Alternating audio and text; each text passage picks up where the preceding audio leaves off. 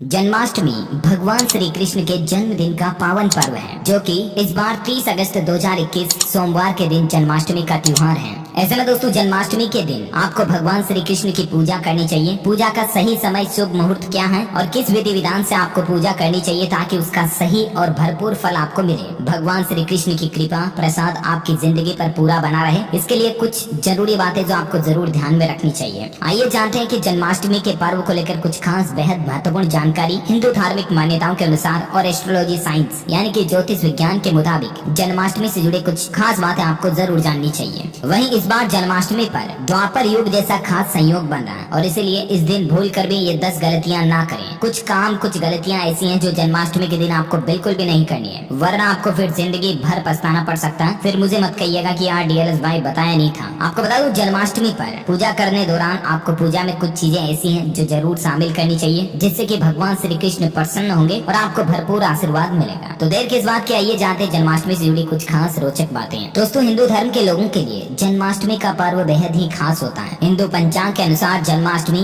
भाद्र मास के कृष्ण पक्ष की अष्टमी तिथि को मनाई जाती है और ये तिथि इस बार 30 अगस्त को पड़ रही है। राइट, इस साल जन्माष्टमी के त्योहार पर हर्षण योग बन रहा है। ज्योतिषज्ञों के अनुसार यह योग बहुत ही ज्यादा शुभ और मंगलकारी माना जाता है। ऐसी मान्यता है दोस्तों कि इस योग में किए जाने वाले कार्यों में सफलता प्राप्त होती है। तो आइए अब मैं आपको बताता हूँ कि जन्माष्टमी की पूजा विधि क्या है, सामग्री की लिस्ट क्या है, शुभ मुहूर्त क्या है और इसकी कथा क्या है। इस दिन कई लोग व्रत भी करते हैं। अगर आप भी सक्षम हैं, कोई मेडिकल प्रॉब्लम नहीं है, हेल्थ से रिलेटेड इश्यू नहीं है, तो आप भी जरूर व्रत कीजिएगा और विधि पूर्वक श्री कृष्ण भगवान की पूजा अर्चना करने से आपकी जिंदगी के दोष, क्लेश, दुख, दर्द, पीड़ा, आर्थिक समस्या सब कुछ दूर होने लगते हैं। कृष्ण भगवान के जन्मदिन के मौके पर आप अपने घर में अच्छी तरह से सबसे पहले तो साफ सफाई करें। आपके घर को जितना अच्छा हो सके सजाएं, क्योंकि इस दिन कृष्ण जी के मंदिरों में एक अलग ही रौनक देखने को मिलती है। और आपके भी घर में जो मंदिर वगैरह है उसमें लाइटिंग वगैरह हो सके तो लगाएं और अच्छे से उसकी साफ सफाई करें, क्योंकि दोस्तों भगवान श्री कृष्ण का जन्म मध्य रात्रि में यानी कि आधी रात में हुआ था और इसीलिए रात में ही भगवान कृष्ण के बाल स्वरूप को नहलाया जाता है और उन्हें नए वस्त्र अर्पित किए जाते हैं। इस दिन बाल गोपाल को पालने में झुलाने की भी परंपरा है और इसीलिए आपको भी ये सब कुछ काम रात्रि में ही करने हैं, पूजा अर्चना के, समझे ना। बाकी आप साफ सफाई के काम दिन में ही कर ले और बाकी श्री कृष्ण से संबंधित पूजा के काम रात में ही करें। सामग्री क्या क्या लेनी है आपको, पूजन सामग्री देखिए, खीरा,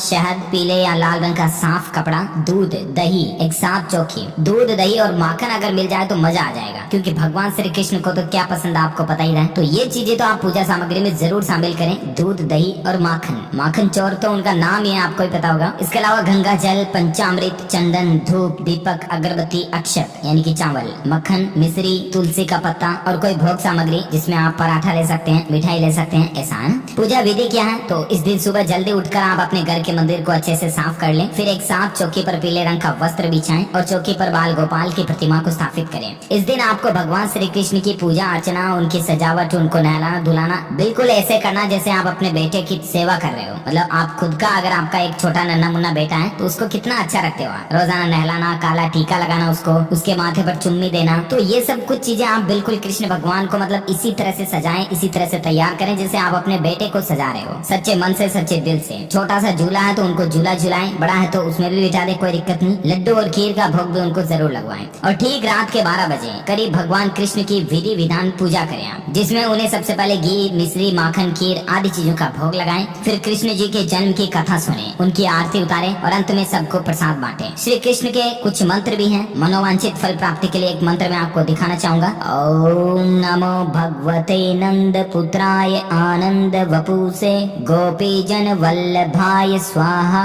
भगवान श्री कृष्ण को ये मंत्र आप पूजा में पढ़ें, इससे आपको मनोवांछित फल मिलेगा। कृष्ण जन्माष्टमी का मुहूर्त क्या है दोस्तों, तो पूजा का जो समय रहेगा ना, मैंने आपको 12 बजे बताया, एग्जैक्टली 11:59 PM से 30 अगस्त की रात को 11:59 PM से 12:44 AM 31 अगस्त तक शुभ मुहूर्त रहेगा। यानी कि रात की आधी रात को 12 बजे से 40-45 मिनट तक बहुत ही ज्यादा शुभ मुहूर्त रहेगा। सोए नहीं इस रात में, इस मुहूर्त से पहले बिल्कुल भी ना सोएं, क्योंकि नींद से उठ करके पूजा करने का मतलब तो आपको पता ही है। एक बार नहा लिया आप दिन में तो फिर उसके बाद सोए नहीं। और खास करके महिलाएं, पुरुष घर गए हैं तो वो भी ना सोएं, ठीक है ना। तो ये तो पूजा से संबंधित कुछ खास बातें मैंने आपको बता दी। अब दोस्तों जन्माष्टमी के दिन आपको क्या गलतियां नहीं करनी है और क्या काम ऐसे हैं जो बिल्कुल भी नहीं करने हैं, वरना भगवान श्री कृष्ण का आशीर्वाद तो आपको नहीं मिलेगा, उल्टा उनका कुप्रभाव भी देखने को मिल सकता है। तो आइए जानते हैं कि क्या कुछ खास नियमों का आपको जरूर पालन करना चाहिए जन्माष्टमी के दिन। इस दिन भगवान श्री हरि की पीठ के दर्शन नहीं करने चाहिए, यानी कि भगवान श्री कृष्ण को आप पीछे से ना देखें, क्योंकि इससे हमारे पुण्य कर्म का प्रभाव कम होता है और अधर्म बढ़ता है। यानी कृष्ण की पीठ देखने से इंसान के पुण्य कम हो जाते हैं, ऐसी धार्मिक मान्यताएं हैं। इसके पीछे एक पौराणिक कथा भी है, इसलिए भगवान कृष्ण को हमेशा मुख्य की ओर से ही आप दर्शन करें। जो लोग इस दिन व्रत रखे हुए हैं उन्हें रात में 12 बजे से पहले अपना व्रत नहीं खोलना चाहिए। श्री कृष्ण के जन्म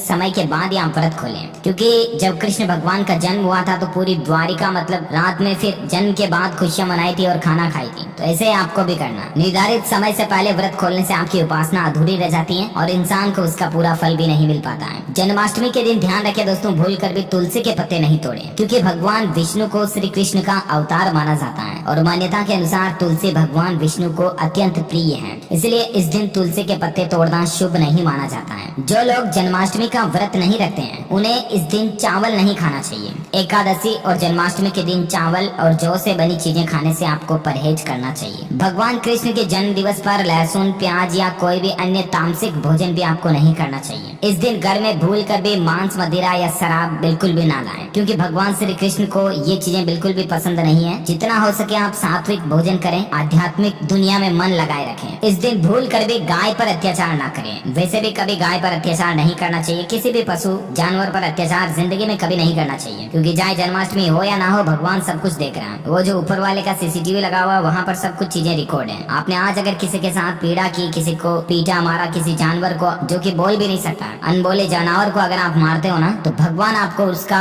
दुष्प्रभाव, बुरा फल जरूर देगा। इसीलिए ऐसा कभी ना करें। और खास करके भगवान श्री कृष्ण को तो गाय से कितना प्रेम था। कान्हा तो बचपन से ही गायों के साथ ही खेलते आए, बड़े होते आए। ऐसी मान्यता दोस्तों की जो भी गाय की पूजा करता है उसे भी श्री कृष्ण का आशीर्वाद जरूर मिलता है। इसीलिए आज के दिन आप गाय को भी जरूर कुछ मिठाई खिलाएं, खाना खिलाएं और उसकी पूजा करें। गाय को माथे पर तिलक लगाएं और गाय को माता के समान पूजा करें। वैसे भी हिंदू धर्म में तो गाय को गौ माता ही माना गया है, राइट। और गाय तो श्री कृष्ण का बहुत ही प्रिय है। मतलब श्री कृष्ण जितना प्यार अपनी बांसुरी से, अपनी राधा से करते थे, उतना ही प्यार अपनी गायों से भी करते हैं, राइट। कृष्ण जन्माष्टमी के दिन भूल कर भी किसी का अनादर ना करें। चाहे कोई भिखारी आपके घर पर मांगने आया हो या कोई गरीब आपसे कुछ कह रहा हो, मांग रहा हो, तो उसका अपमान कभी ना करें। भगवान कृष्ण के लिए अमीर या गरीब सभी भक्त एक ही समान है। किसी भी गरीब का अपमान करने से कृष्ण भगवान अप्रसन्न हो सकते हैं, क्योंकि आपको पता होगा कि कृष्ण का जो खास मित्र, खास दोस्त था सुदामा, कितना गरीब था। उसके पास पहनने के लिए कपड़े नहीं थे, चप्पल नहीं थी पैरों में। उसके बावजूद कृष्ण भगवान जब उससे मिलते हैं काफी सालों बाद, तो कितनी बेइंतहा से मिलते हैं। मानो एक प्रेमी प्रेमिका से भी इतनी मोहब्बत और इतनी ख्वाहिश के साथ नहीं मिलता हो, जितनी प्रसन्नता और इच्छा के साथ, उतनी तृष्णा के साथ कृष्ण भगवान ने सुदामा से मुलाकात की थी, राइट। तो गरीब अमीर कुछ नहीं होता, सभी का सम्मान करें बराबर। जन्माष्टमी के दिन पेड़ों को भी काटना अशुभ माना जाता है, क्योंकि भगवान श्री कृष्ण हर चीज में बसते हैं, हर एक चीज में बसते हैं जिसमें आप जीवन ढूंढ सकते हैं या निर्जीव भी हैं, उसमें भी कृष्ण भगवान होते हैं। तो पेड़ भी एक सजीवी है। ज्यादा पेड़ आप लगवाएं और मतलब कृष्ण जन्माष्टमी के दिन हो सके तो एक आध पेड़ तो जरूर आप खुद लगाएं, उल्टा पेड़ों को काटे नहीं। और जहाँ तक हो सके जन्माष्टमी के दिन आपको ब्रह्मचर्य का पालन करना चाहिए, क्योंकि इस दिन पूरे पवित्र तन मन से भगवान की आपको पूजा करनी चाहिए। मन को कहीं और ना भटकाएं। ऐसा नहीं कि कान्हा की तरह गोपियों में मन को भटका दिया, वो तो भगवान थे। मजाक की बात नहीं है दोस्तों, इंपॉर्टेंट बातें थी जो मैंने आपको बताई। उम्मीद आपको जरूर इन्फॉर्मेशन जानने मिली होगी। अच्छा, और एक खास चीज, मोर के पंखुड़ी भी आप कृष्ण भगवान के मंदिर के पास जरूर ला करके रखें, क्योंकि इससे भी उनको बहुत प्रेम है। भगवान श्री कृष्ण अपने मुकुट में हमेशा मोर पंख लगाए रखते हैं, तो आप भी अपने मंदिर में भगवान श्री कृष्ण की, कान्हा जी की जो मूर्ति है उनके मुकुट में मोर पंख जरूर लगवाएं। असली वाला मोर पंख ही लगाएं, ये भी शुभ माना जाता है। ओके, तो ये एस्ट्रोलॉजी साइंस यानी कि ज्योतिष विज्ञान से जुड़ी कुछ खास बातें आपको जरूर जानने मिली होगी। और भी आपके मन में कोई सवाल है तो जरूर नीचे कमेंट करके बताइए मुझे। आप कमेंट में ये भी बताना दोस्तों कि भगवान श्री कृष्ण कान्हा के कोई 2 और नाम बताओ मुझे। जो लोग इसका सही जवाब इस वीडियो